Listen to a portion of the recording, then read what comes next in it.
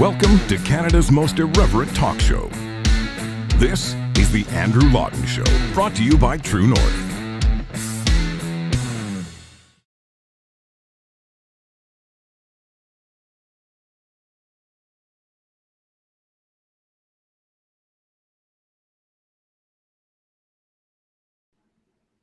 Hello, everyone, and welcome to another edition of the Andrew Lawton Show, Canada's most irreverent talk show. I am sorry if I was a little bit sleepy there on the uptake. I was engrossed in a text conversation with my producer, and he said, "Can I put you on?" And then I realized I was on. So I am here now. It is Thursday. No, it's Tuesday. I was so sleepy I got to Thursday. Tuesday, November 1st, 2022, and we are live from Ottawa. Now, this is not the Public Order Emergency Commission hearing room. I can assure you, this is my hotel room in Ottawa, but the show must go on.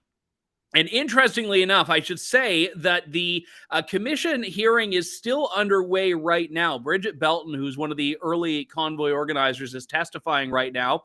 So I have one of my colleagues keeping an eye on that, and we'll have any updates from that as the evening goes on. But the problem is this is actually going to be a really, really intense process over the remaining weeks of this, because originally they scheduled 7 weeks of hearings, and they're going very late into the evening, and it seems like that is pushing later and later. So I want to talk a little bit about what happened today. I also want to talk about the rather explosive evidence that was put forward yesterday, which we reported on at True North, but I think it bears repeating here. This is a text message conversation that was taking place between two members of the federal government, between Mary Liz Power, who is an issues and policy advisor in Prime Minister Justin Trudeau's office, the Prime Minister's office, and Alexander Cohen, who is, I think he was the press secretary at the time. Now he's the director of communications in Marco Mendicino's office, Marco Mendicino being the public safety minister. So you've got a senior political staffer in the office of Justin Trudeau, a senior political staffer in the office of Marco Mendicino, and they're talking about the convoy narrative. Let's play a clip from Brendan Miller, lawyer for the Freedom Convoy organizers, in his cross-examination of former Ottawa Police Chief Peter Slowly. All right. So what this is, sir, this is a text message from a fellow by the name of Alexander Cohen. Are you familiar with him? It doesn't ring a bell, sir. Okay. He's with Minister Marciano's office, Minister of Public Safety, and it's between him and Mary Liz Power. Are you familiar with Mary Liz Power? Again, the names aren't ringing a bell. Okay. She's with the Prime Minister's office. So I'm just going to read that to you for you so you have an understanding. And this is from about the 24th, on or before the 24th of January. And it says, "I got a quick response. People are into it. Let me know if your boss is too. Happy to help however I can. This is what I sent through, though, by the way. Hi. I just had a chat with Alex at PS, meaning public safety, who had a bit of an interesting idea. As you saw in the pod goals chat, the truckers convoy and some of their more extreme comments in brackets, i.e. calling for a January 6th style insurrection, close brackets, are getting more coverage in the media. Alex was surveying whether there'd be interest in his boss doing some media on this eventually. He was chatting with Mendicino about it right before he went into the cabinet retreat. Now, I can tell you the cabinet retreat was on the 24th. That's how I know it was before the 24th. I think there could be an opportunity to get in on this growing narrative of the truckers, particularly with the research that LRB is doing into their backers. My thoughts of the framing here would be similar to what PM/Blair, meaning the Prime Minister and Minister Blair, said last year when January 6th occurred. And the first thing is, our democracy is something we need to nurture and protect every day. Now, that text message then continues, we will always support the right to peaceful protests. Some of the call that organizers of these events are making are concerning, and we're taking them seriously, in brackets. Would need something to back this up, close brackets. We'll continue to monitor the situation closely. The fine line to walk would be to ensure we are not looking like we're directing the police, which obviously is not the goal here. Hoping to canvass your thoughts. Alex said he'd come back to me with a proposal this afternoon when he gets to chat with Mendicino again, and obviously pending his boss and our interest in looking into this further. And if you could scroll down. And Alex responds, thanks. I had an initial chat with my boss and he's supportive, but wants to wait a day or two. There's a danger that if we come down too hard, they might push out the crazies. And then the response, I think that's fair. Apparently Global and others are working on stories. Maybe see how those land. So when I show you this, and after this, the exact same sort of narrative came out from the federal government following these suggestions from their staff. Is that misinformation? I'm sorry, I can't really comment. There's just not enough context to know who these people are, what they represent, what information or influence they have.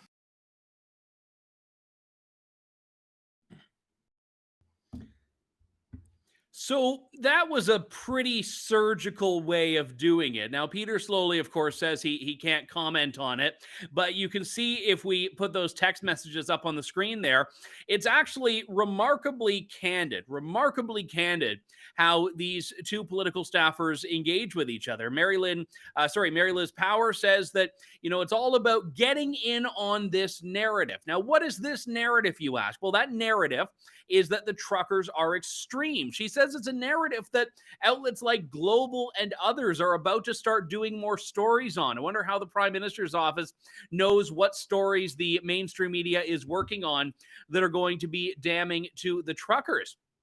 And I think the most explosive part of that is the comment from Mr. Cohen from Marco Mendicino's office saying that they don't want to come down too hard on the protesters too early because they don't want the convoy organizers to drop the, quote, crazies, unquote. So there seems to be, there's a lot in that. There's a tacit understanding that the crazies are a small minority of this movement. But more importantly, it's that the Minister of Public Safety, whose job is supposed to be, I would assume, the public safety of this country, his office wants the so-called crazies in the convoy. It's almost as if the government saw this as a political opportunity rather than a national emergency, rather than a public order crisis, which is what would be required, if at all it could be justified, the Emergencies Act. And that's what's on trial right now, not officially, but unofficially, throughout the last 3 weeks and the next 3 weeks in Ottawa, where I am. The Public Order Emergency Commission, which was the bureau, the process rather, that got those text messages released. The government of Canada had to file them in evidence. It was part of its disclosure. But it's fascinating to me. And when I read that, there was a part of me that thinks, like, this isn't really newsworthy. We knew the government was trying to score political points off of this, but it still is interesting how brazen they were in that the minister responsible for public safety, his office was focused on the narrative, the communications. How do we leverage this for political gain? And it was interesting because if the public safety minister was focused on de-escalation, on turning down the temperature, on making this less of a crisis, making this less of an emergency. For starters, the federal government could have met with convoy organizers, but they saw a different way. Because the more they could point to so-called crazies, the more they could come out as being on the winning side of this. And that's why in my book, The Freedom Convoy, the inside story of 3 weeks that shook the world, which, by the way, by virtue of having written that, a lot of the stuff that's been coming out in the commission has been old news to me, which I don't say that to gloat. I just say that because there's some stuff that I'm like, wait, didn't everyone know this? And that's like how you can sneakily say, like, you didn't read my book. You would have known that X had happened. Like today, a great example of that is today. So Chris Barber, who is one of the most prominent organizers of the convoy, an actual cross-border long-haul trucker himself. Chris Barber was testifying this morning. He was the very first convoy organizer to speak, and they were asking him all sorts of questions about everything, including things that he really didn't have anything to do with in the convoy process. Like there was this one, I think it was the Government of Canada's lawyer. I might be wrong. It was. The Government of Canada's lawyer was giving him a string of these so-called intelligence reports that were being prepared, these daily briefings. And they were asking him questions about like, oh, this one referenced Chrystia Freeland, and oh, this one referenced the World Economic Forum. And Chris Barber's answer was like, yeah, I didn't know. I got those emails. I didn't open them. I know nothing about them. And then the Government of Canada lawyer just kept trying with it. And Chris was like, yeah, like I said, I just, people email me stuff. They text me stuff. I just, whatever. It's there. So really, no, there wasn't that zinger there. There wasn't that silver bullet that I think the federal government lawyer was anticipating. But the reason I bring up Chris Barber's testimony and the dueling narratives surrounding the convoy is to point out this one section. Now, I'm going to play a very brief snippet. And the reason it's a brief snippet is because this was the brief snippet that a global news reporter shared online. And it is a brief snippet that takes a lot of liberties, as does the accompanying tweet. Why don't you take a look? Yeah, but you guys raised an enormous amount of money outside of that, right? You were raising thousands of dollars a day in cash and e-transfers, correct? Yeah, the e-transfers would have went into Mrs. Litch's personal bank account. And cash? I don't know what happened with the cash. There was always people donating cash. It was all around, I guess. So that is a bit of an interesting clip. Now, just for context, that was lawyer Paul Champ, who is representing the Coalition of Ottawa Residents and Businesses. And Paul Champ is asking about the money, which was not an aspect of the convoy that Chris Barber was really doing all that much about. And what David Baxter of Global writes is, after the Freedom Convoy's GoFundMe got shut down, Chris Barber testifies e-transfers went to Tamara Leach's personal bank account, and he doesn't know what happened with all the cash. And you're like, oh, wow, that sounds like Tamara Leach was making away with millions. And then Rachel Gilmore, also of Global News, tweets the following. When Chris Barber is asked about the money the convoy raised, quote, the e-transfers would have went into Ms. Leach's personal bank account. As for the cash, he said, I don't know what happened with the cash. I left out two words from her tweet there, which are at the very top, when she says, oh, wow. Treating this as explosive, treating it as a bombshell. Like Chris Barber has just admitted that Tamara Leach was putting all the money in her personal bank account, and then they don't know what happened with the cash. The reality is that clip, which I think was 22 seconds long, condensed what was a minutes-long exchange that covered a range of these issues. And it took it in a way that deliberately misrepresented the actual discussions. Now, the reason Chris Barber doesn't know what happened with all of the cash, and specifically that's referring to cash donations that were given after all the account freezes, after the GoFundMe was shut down, after the court order prohibiting people from donating to Give, Send, Go, and people were giving truckers cash. Chris Barber said, yeah, I wasn't involved in that, so I really don't know what happened. I know people were giving out envelopes to truckers, but I wasn't overseeing it. So when he's saying I don't know what happened to all the cash, he means that he literally was not involved in that part of the operation. And the money going into Tamara Leach's personal account, this is like as old news as it gets, because nothing has been relitigated and discussed more about the convoy than the money. What happened here was GoFundMe initially released $1 million of the funds that have been donated.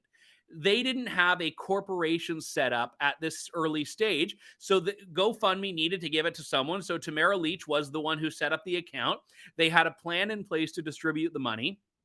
So GoFundMe transferred $1 million into a personal bank account in Tamara Leach's name, which was only used for convoy funds. It wasn't the account that she used to buy her groceries or to go and buy a canoe from Canadian Tire. I don't know if Tamara Leach has ever bought a canoe from Canadian Tire. That was just the weirdest incident I could come up with as far as like a possible personal purchase. So I've been in Ottawa too long. I'm starting to be weird. And Tamara Leach had this account. Then people also wanted to send direct e-transfers. They went into that account. It was all in one place. They had a finance committee. GoFundMe released that $1 million. Tamara took, I think it was like 20,000 or 17,000 out of that account. Then TD froze it. And they froze it very early on under their fraud prevention. And that account has never been unfrozen. And this is before the Emergencies Act. This is before the Ontario court order. This was all happening really quickly and really early on. The reason that's important is because this is all public record. This is all res judicata, as they say. It's already been adjudicated. It's already known. It's already out there. That's not what res judicata means. Bear with me. Latin's a little rusty. It hasn't been litigated yet because the case is ongoing, but it's not a surprise. So this idea that Tamara Lich was somehow siphoning money, which seemed to be the implication, I should say, not the implication made by lawyer Paul Chan, but by a lot of people on Twitter based on a couple of reporters that really haven't been too closely following, I'd say, even Chris's testimony, let alone the remainder of all that came up today.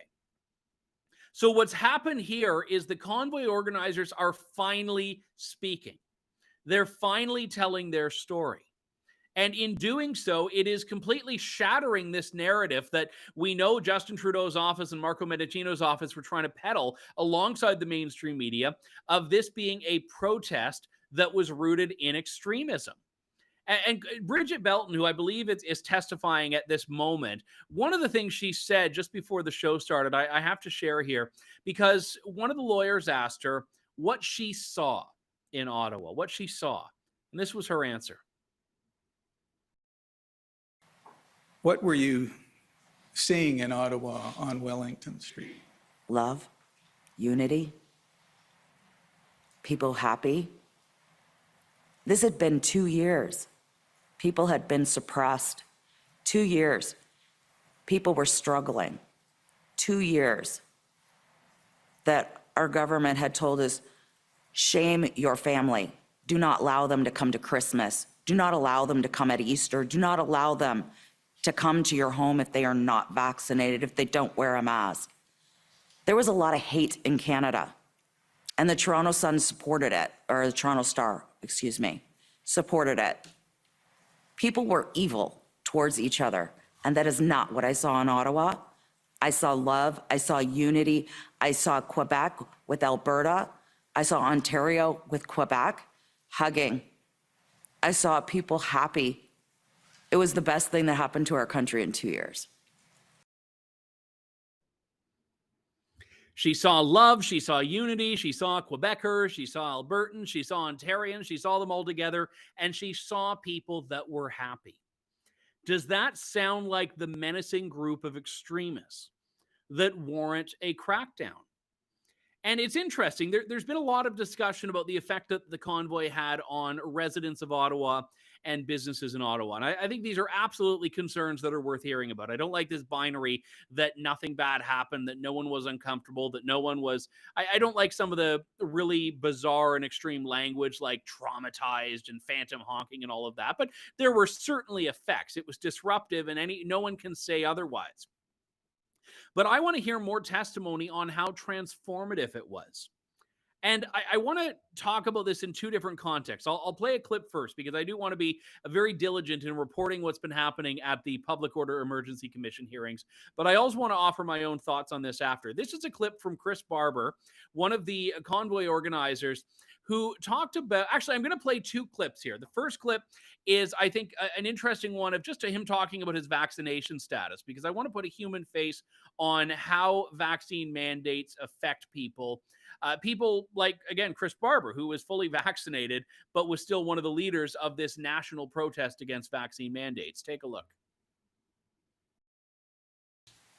Is there any other ways that again, doesn't matter the level of government for the purpose of the question, is there any other way that the public health restrictions relating to COVID-19 affected you personally? Personally, when the COVID vaccine passport came in, made things a little tricky. We weren't allowed to enter restaurants anymore. I trucked throughout the whole pandemic. I never stopped. I was eating in my truck. I had a coffee maker in my truck. The restaurants were closed, gas stations were closed, bathrooms were closed. It was really tricky. I remember about 2 weeks into the pandemic thinking this isn't worth it and going home. And then the customer demands kept climbing, so I stayed. Did you yourself get vaccinated? Yes, sir. Okay, why did you make that decision? I've spent the better part of 16 years running my company, keeping the big carriers away from my customer base, and I was at risk of losing all that hard work to not being able to cross the border anymore. So that I just wanted to slip that in there because I think that a lot of people forget that when the government, for example, talks about how, oh, most truckers are vaccinated. Well, a lot of them did exactly what Chris Barber did, where they got vaccinated because they knew it was their only way to function in the world. And a coerced choice is not a real choice. I mean, that's what we're always told about consent, is that, consent is not something that can be true or authentic when you're backed into a corner.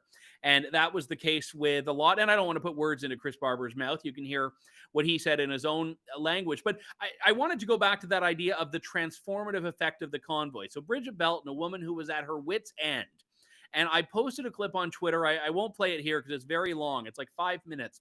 But you should go onto my Twitter after the show, not now, after the show, and take a look. And it's this very tearful, emotional video that she posted after she had just a horrendous encounter at the border when she was going back and forth across it as a trucker. And she was tearing up on the stand today in Ottawa watching this video, and then teared up as she spoke a little bit later on about her experiences and what these mandates did to her. But you contrast that with the clip we played a couple of moments ago of her saying, yeah, in Ottawa, people were happy. And for the first time in 2 years, it was just this world that we thought had been taken away from us. And to go back to this Chris Barber clip, he talked a lot on the stand about being an online troll and just being a guy that gets into fights and posts rude memes and all of that. Literally, the federal government entered into evidence 2 memes that Chris Barber shared about honking. One of them is a modified parody screen grab of Buffalo Bill in Silence of the Lambs. And the other was, I can't remember, the other was just like a trombone or a trumpet. I can't actually see it on the screen right now. So I'm going from memory. It's not that I don't know my wind instruments, but I love the brass section. I don't mean to offend the brass section out there. I think it was a trombone, and it was, again, just making a joke about honking. But the memes are now evidence of a national emergency. But Chris talked about how he even reformed and changed the way that he engages with the world and communicates. And it was the convoy that did that. Take a look.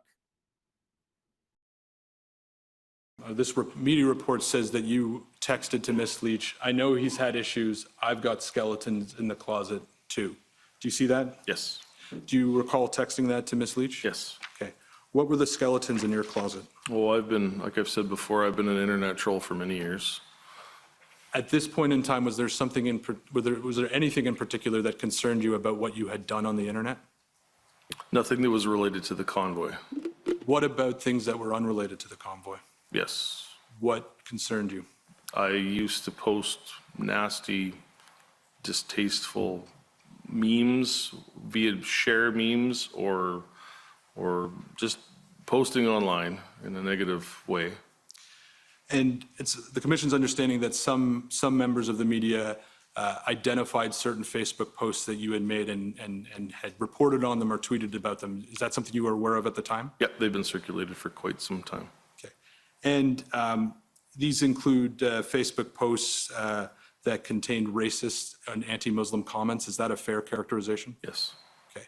And I expect you may be asked questions about those by some of the parties, and I wanted to give you an opportunity now, if you wanted it, to speak to some of the racist or anti-Muslim things you posted. Well, I can honestly say that if anybody learned anything or grew more during the convoy, it was me. I was a different person 9 months ago, whatever it was, 10 months ago.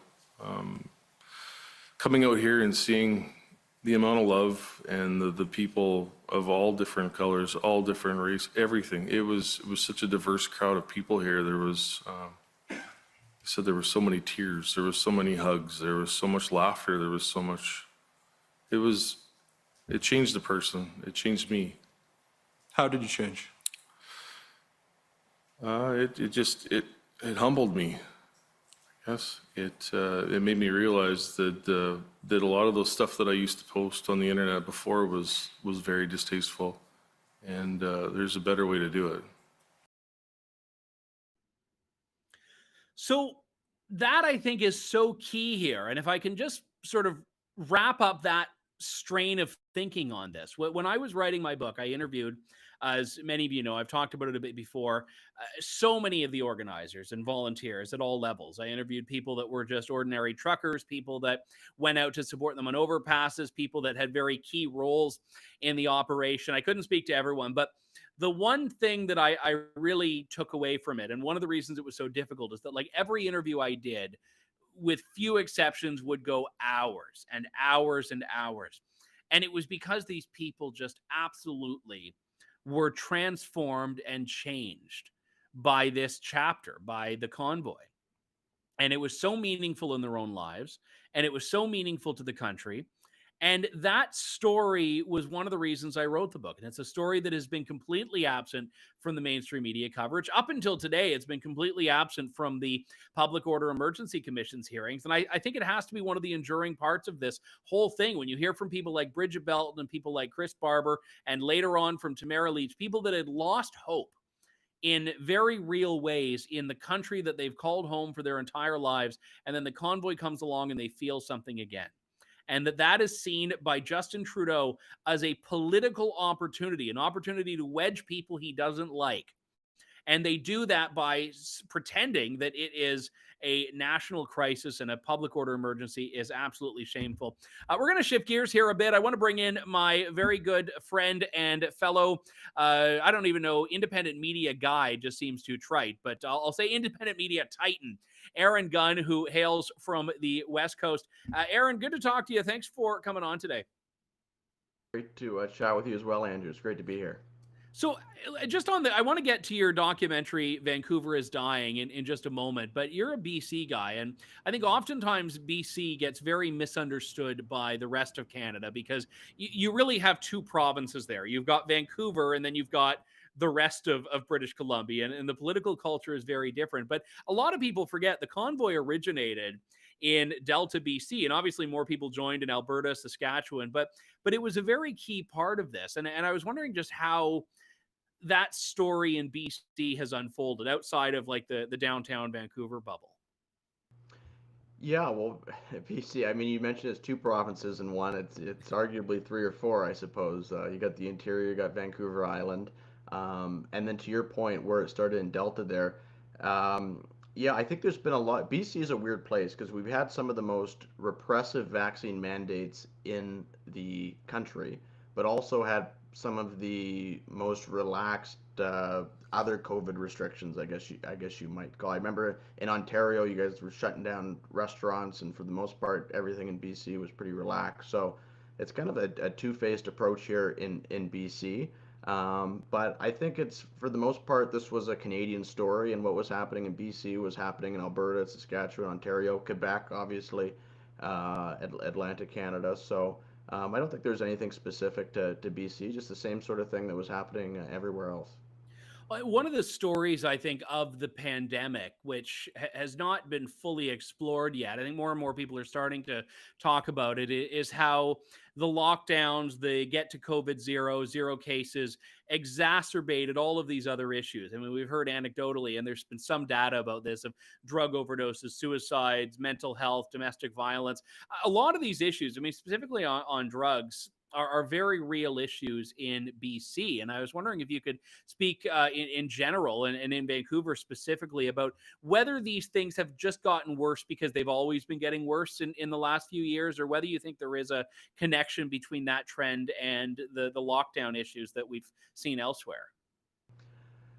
I think the lockdowns basically poured fuel on the fire. So it was already bad. The policies that the government were pursuing were making the problem worse. And then the lockdowns, the impact of reduced government services, and also just a feeling of isolation, I think, for a lot of people, I think exacerbated that problem that was already bad and was already getting worse. So we can see now that COVID's over, the drug overdoses are still there. So I think if that makes sense, you had a fire that was already burning, and government policies during COVID just threw a whole bunch of gasoline on top of it. Let's take a look at the trailer for Vancouver is Dying. People are afraid in Vancouver. You shouldn't have to walk down the street looking over your shoulder, but that's the way it is now. You just kind of get used to this being part of what it means to be a Vancouverite. This isn't normal, and this is actually something wrong, and that we should hold our political leaders accountable for presiding over something that is clearly not okay. We had a good city in the 90s. What the f happened then? What is happening to Vancouver? One of the wealthiest and most naturally beautiful cities in all of North America has been beset by skyrocketing crime, violent attacks, and a crippling battle with addiction that's literally left thousands of people dead. But what is at the root of all these problems? Do police have the tools they need to do their jobs? Are violent offenders being released with little to no regard for public safety? And has an ideological obsession with so-called safe supply and free drugs overshadowed the desperate need for treatment, recovery, and rehabilitation? Harm reduction. Somebody's got a sense of humor, man. Because that shit ain't helping nobody, man. It's helping everybody get high more. Everywhere you look that this stuff has taken hold significantly, the cities have become destroyed. My name is Aaron Gunn, and this is Politics Explained.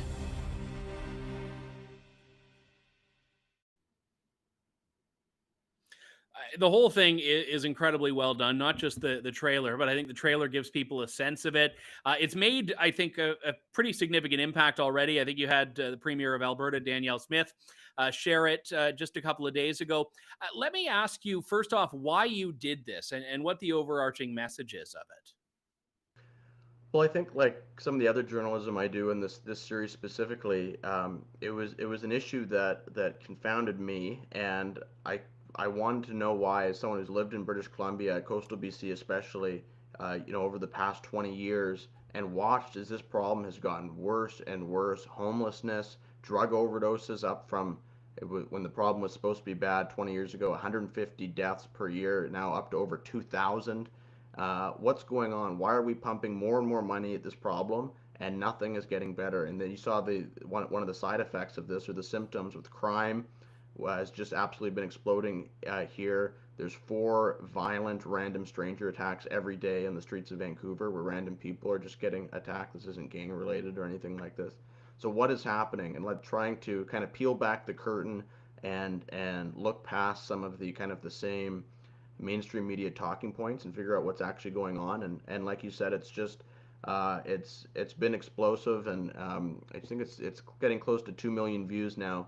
Although one thing that we can take away, which was great, a week and a half after we released it, the municipal elections were held here in BC. And going into it, the incumbent mayor, who we were very critical of, was about tied in the polls, and he ended up losing by about 20 points. So we'd like to think the video played a little bit of an impact on that result. Yeah, it's always good to get results in such a clear and rooted in metrics way. I will ask you about the drug thing specifically here, because I know in a lot of cases it's very ideological for people. It's never been, in my experience, where folks discuss this in terms of what's the best way to deal with this crisis. You have people that very much are part of this permissive, ignore the criminal law. They use terms like harm reduction approach. And then you have other people that are the more traditional law and order types. Are you still seeing that on left-right lines, or is it starting to change? Because I think it's very difficult to take the abstract, no, we need to give these people what they want attitude when your car is getting broken into, when your business is being broken into. And I've seen it on a smaller scale in my own city, London, which has a very significant and growing drug problem. And I'm curious if it's shifting in Vancouver. That there is a growing realization, which is why I think the video has resonated in the way it has, that what we're doing now isn't working. I think that is the consensus that is forming. And also, I think moving away from, I think what some of those who were big proponents of harm reduction always try to paint this picture of a binary choice between like the war on drugs, where you're throwing people who are using drugs in jail versus what they're doing. And that's just not the case. There's lots of countries in the world that have taken different approaches. Just because you're not throwing people in jail, for simple possession, doesn't mean that the solution has to be, we're now just handing out free drugs. There's a case in Vancouver where they were putting basically heroin in vending machines to supply the drug addictions of these people. And I think the other point, I just wanted to go back to your first question of what really got me into this, was there's a big marketing push in British Columbia, and I think it's happening in other provinces as well, about stigma, about, this problem is all to do with stigma, and we need to destigmatize the situation. And when you drive down the streets of Vancouver, Victoria, and you see people lying here and just dying en masse and overdosing en masse, it's not because of stigma. It's not that there's too much stigma on drugs has somehow led to people using drugs and dying. It doesn't even make any sense. So really exploring this topic and trying to get to the bottom of it was, I think, important. I remember when I first went to San Francisco a few years back, I had seen the conservative parody of San Francisco online, of like people defecating on streets and, homeless people in every corner and I was like, okay, yeah, whatever. And then I went there and it was exactly as I had been told. Like the parody was real, and it was actually quite upsetting because I had seen, old photos and videos of San Francisco looking like a wonderful place, and it is just geographically a beautiful place. And Vancouver's very similar, and I don't know if you'd say Vancouver is worse or better than San Francisco, or if it's even a necessary comparison, but it's a city that has so much. Like, it's a beautiful city. It's got culture, it's got dining, it's got the ocean, but it's also a city that is just like a hellscape in some ways. Yeah, I mean, there's a lot of parallels on the west coast of the United States with what's happening on the west coast of Canada. British Columbia is actually a significantly higher death rate from overdoses than say Washington State or California. So the problem is very acute here, and the permissiveness around drugs, handing out free drugs. I mean, if you ask the people in Vancouver that are pushing these policies, they would say that they are at the vanguard of kind of progressive drug policy in North America. And I would argue that the vanguard of disastrous drug policy, but they certainly are the ones that are pushing the limits the most. And this started, if you go back to, I think it's 2002, where Insight opened, the first safe injection site in North America, where people were allowed to go and shoot up illicit drugs. And ever since that point, it seems to me that as the results keep getting worse and worse and worse, their response is always that it's just because we haven't gone far enough. And it's just amazing when you contrast that with other countries in Europe, like Portugal and Sweden and others who have taken dramatically different approaches with way better results. And yet it's so ideological here in British Columbia. And it's sad to see the results. And I mean, it's not surprising you see the left do this on other issues as well, where it becomes almost like this religious devotion to ideology, that to the point of which you just ignore things that are happening right in front of your face, which is, I mean, downtown Vancouver. You'd have to. It's amazing. You can see it visually in front of you, the results of these failed policies. I will say it's very inconvenient for libertarians like me, who would say, in theory, yes, legalize all drugs. If you use drug, it harms only you, not other people. Therefore, it's like smoking. It's like if you do it on your own and it hurts you, it's no one else's problem. What's your response? Because I know you and I see eye to eye on a lot of issues. So how do you respond to that? Why does the libertarian fantasy break down in reality? Well, so there's a couple. I mean, there's the drug issue. There's the criminal justice issue. I mean, this documentary covers a lot of it. But part of the problem is that these people develop drug addictions. These drug addictions cost a lot of money to maintain. You obviously can't be when you're perpetually high, you can't maintain a job or whatever. So you resort to crime. It usually begins with petty crime. And right now, I interviewed the head of the police union and police officers who, they arrest the same person for the exact same crime twice in 24-hour periods repeatedly. Like, they'd arrest them. The literal revolving door. Literal revolving door. They get put in prison. They're released on a promise to appear. They go and commit the exact same crime, and the cop, just by happenstance, ends up arresting them again. So the criminal justice system, and the fact is a big part of this problem as well. What I would say with addiction and libertarianism is I mean, I kind of view it as a parallel of if you wouldn't allow, at least I think most versions of libertarianism wouldn't allow for slavery, like the right of somebody to basically sell themselves into slavery. And I think with these hard drugs, like are talking crystal meth and heroin and these kinds of things, eventually these people basically lose the ability to act rationally, to process kind of the look out for their own best interests, as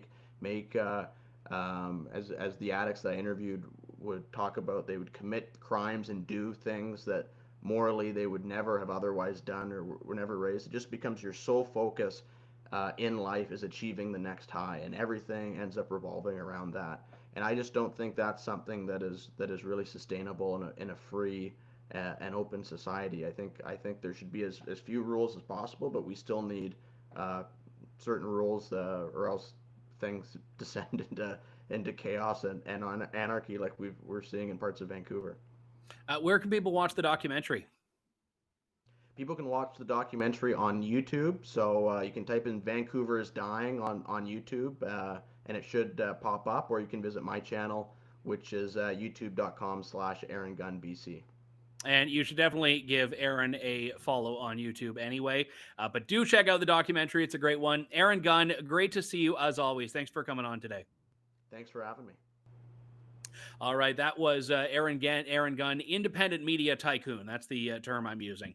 And I said Titan earlier, not tycoon. Now he sounds like the Monopoly man. So in any case, the one thing I'll say on Vancouver before we end, I mean, it's easy. Conservatives used to get into this habit, I found, of just like rolling their eyes at British Columbia. And I think it was fascinating when we saw, as Aaron alluded to earlier, during the first and second waves of lockdown, Quebecers with their so-called conservative government getting a curfew, Ontarians with their so-called conservative government getting a vaccine passport, Albertans with their so-called conservative government getting vaccine passports as well. And meanwhile, the NDP government in British Columbia was like, yeah, the restaurants, they can stay open. You can keep going there. And it is weird that same place, as Aaron said, then has like the most enduring vaccine mandates for its public civil servants. So absolutely crazy. And again, I go back to the Public Order Emergency Commission, why this was such a national movement, because people had different concerns and different issues. Chris Barber, in his testimony, said, my issue was the cross-border trucker mandate. Bridget Belton said her issue was the cross-border trucker mandate. But other people were saying, there was one guy, we don't have a photo of it because I'm just like throwing this at my producer. So don't feel like you're missing something, Sean. It's okay. But there was like one of the great signs that I saw during the convoy was a guy, Je veux aller au Canadian Tire. I want to go to Canadian Tire. That was a little bit tongue-in-cheek, but that was the whole point, is that even that was taken away from unvaccinated Quebecers. The right to go to Canadian Tire, if for whatever reason that was what you wanted to do on a vendredi or whatever. And that's ridiculous. And people brought all of these to Ottawa. And when they were there, they felt it was this incredibly meaningful moment in their lives. And to Justin Trudeau, that was a national emergency. We got to end things here. I want to thank all of you, by the way, who subscribed to our YouTube channel. We had a 100,000 subscriber goal by the end of the month. It was a bit of a nail biter, but we made it there before midnight last night. So I thank you very much for that. And if you value the work we're doing, please head on over to donate.tnc.news, donate.tnc.news, and you can do a one-time contribution, or even better, sign up for monthly contributions. And we have some big perks planned for our insiders in the months and year ahead. So I thank you to all who are supporting us. We'll talk to you tomorrow with more updates from the Public Order Emergency Commission live from Ottawa. This is the Andrew Lawton Show. Thank you, God bless, and good day to you all. Thanks for listening to The Andrew Lawton Show. Support the program by donating to True North at www.tnc.news.